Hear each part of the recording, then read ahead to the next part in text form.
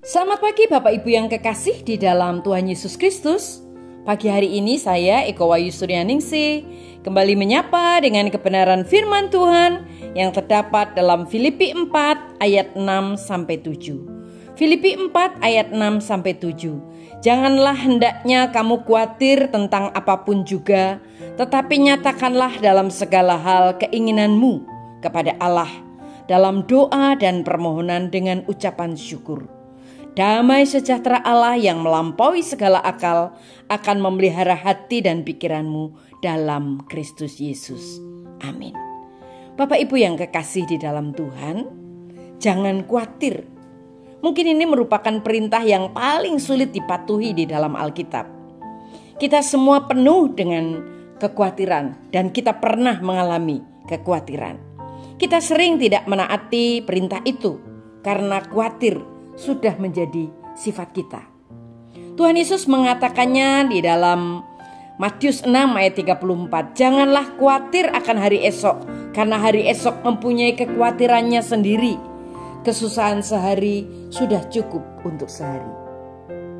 Apakah kita mengacaukan hari ini dengan menghabiskan energi emosional kita, menyesali masa lalu dan mengkhawatirkan masa depan?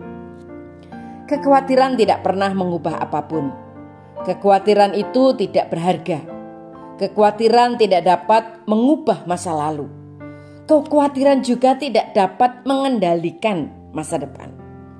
Kekhawatiran hanya akan membuat kita tidak bahagia hari ini. Setiap saat yang kita habiskan untuk khawatir adalah momen yang sia-sia di dalam hidup kita. Bapak Ibu yang kekasih di dalam Tuhan, kekhawatiran itu berfokus pada ketakutan kita daripada mempercayai Tuhan. Kekhawatiran itu adalah ateisme praktis. Ketika kita khawatir, kita bertindak seperti anak yatim. Kita bertindak seolah-olah kita tidak memiliki Bapa Surgawi yang berjanji untuk memenuhi semua kebutuhan kita. Dan ketika kita khawatir, kita sedang berpikir bahwa kitalah yang harus mengurus masalah kita. Dan itu tidak ada di dalam Alkitab. Itu ada dalam buku-buku pengembangan diri.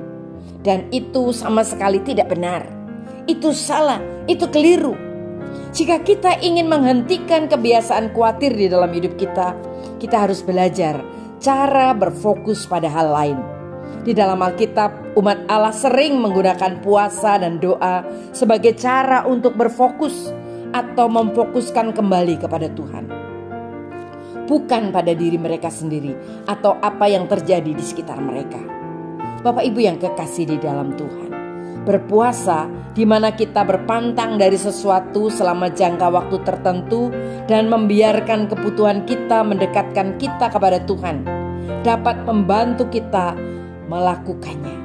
Doa juga bisa. Alkitab berkata di dalam Roma 8 ayat 6, jika pikiran manusia dikuasai oleh keinginan daging, maka ada maut. Tetapi jika pikiran mereka dikuasai oleh roh, maka ada hidup dan damai sejahtera. Kita harus memilih fokus kita saat ini.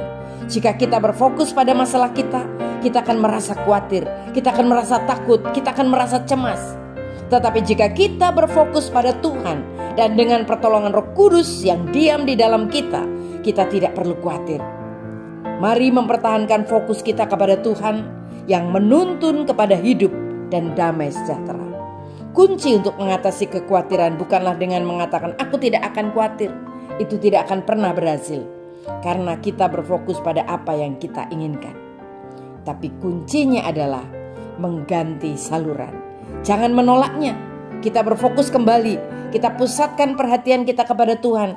Dan percaya bahwa kasih dan janji-janji Tuhan bagi kita adalah ya dan amin. Tetap percaya, Tuhan akan menolong. Bapa di surga, kami mengucap syukur untuk kebenaran firman-Mu pagi ini. Ajar kami Tuhan tetap fokus pada Engkau, bahwa Allah tidak pernah meninggalkan kami. Dalam nama Tuhan Yesus kami berdoa. Haleluya. Amin.